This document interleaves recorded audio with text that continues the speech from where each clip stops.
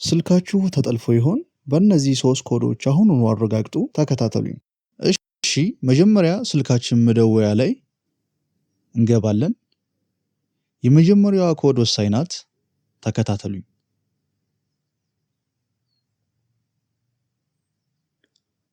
ኮከብ መሰላል 21 መሰላል ብለን ከዛ እንደውላለን ማለት ነው።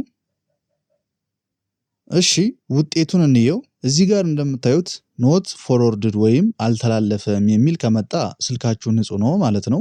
ነገር ግን ከነዚህ መካከል ከእናንተ ውጭ ሌላ ስልክ ቁጥር ካያችሁ አደጋ አለ ማለት ነው። የሆነ ሰው እየሰማችሁ ነው ማለት ነው። ሁሉንም ነገራችሁን ማለት ነው። ግን አይዟችሁ፣ እንዴት እንደምናጠፋው በኋላ እናያለን። ስልክ ቁጥር ካለ የእናንተ ስልክ ላይ እዚህ ጋር። እሺ ይሄንን አይተናል። ከዚህ እንውጣ። አሁን ደግሞ ወደ ሁለተኛው ኮድ እንለፍ። ይቺ ብዙ ጊዜ ትረሳለች። ኮከብ መሰላል 61 መሰላል ብለን እንደውላለን። የዚህ ኮድ ጥቅም ምንድነው? ስልካችን ጠርቶ ሳይነሳ ሲቀር ጥሪ ወደ ሌላ ሰው እየሄደ መሆኑን ነው የምታሳየን። ብዙ ጊዜ ሳናውቀው ቮይስ ሜይል ወይም ሌላ ቁጥር እዚህ ጋር ሊገባ ይችላል። እዚህ ጋርም የማታውቁት ቁጥር ካለ ተጠራጠሩ። እንደምታዩት የኔ ላይ ሁሉም ነገር ሰላም ነው። እሺ ይህንንም እንዝጋው። ወደ ዋናው መፍትሄ ከመሄዳችን በፊት አንድ ነገር ልንገራችሁ። ስልካችሁ መጠለፉን ከተጠራጠራችሁ ወይም ደግሞ 100% እርግጠኛ ሆኖ ለመቀጠል ከፈለጋችሁ መፍትሄው ይቺ ኮድ ናት። እስኪ አብረን እንጻፏት። መሰላል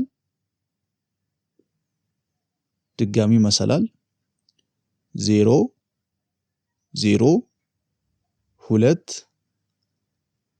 መሰላል። አሁን ደውሉ።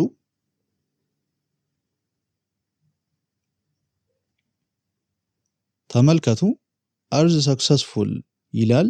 ጨረስም ማለት ነው።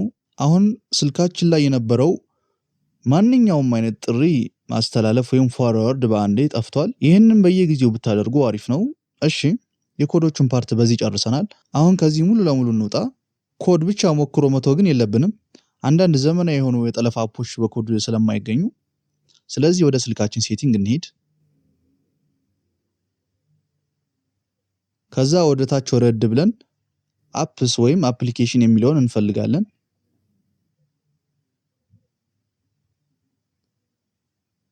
እሺ ይሄው አገኘሁት። እዚህ ውስጥ ስንገባ ብዙ አፖች አሉ። እናንተ የማታውቁት አፕ፣ በተለይ ደግሞ ምንም ስም የሌለው ወይም የሴቲንግ ምልክት ያለው አፕ ካለ ቫይረስ ሊሆን ይችላል። እንደሱ አይነት ካገኛችሁ አሁኑኑ አንኢንስታል አድርጉት። እሺ ሴቲንግ ውስጥ ያለንን ቆይታ አበቃን። አሁን ከዚህ ባክ እያልን እንውጣ። ከላይ ካየናቸው ነገሮች በተጨማሪ ስልካችሁ ራሱ ተጠልፌያለሁ ብሎ የሚጮህበት 3 መንገዶች አሉት። አንደኛ ስልካችሁ ሳትጠቀሙበት ባትሪው እንደ ጉድ የሚያልቅ ከሆነ፣ ሁለተኛ ዳታ ወይም ዋይፋይ ሳታበሩ ስልካችሁ በጣም የሚሞቅ ከሆነ እና ሶስተኛ ስልክ ስታወሩ የራሳችሁ ድምፅ አስተጋብቶ የሚሰማችሁ ከሆነ ጥንቃቄ ማድረግ አለባችሁ። እንግዲህ የዛሬው ወሳኝ መረጃ ይሄንን ይመስል ነበር።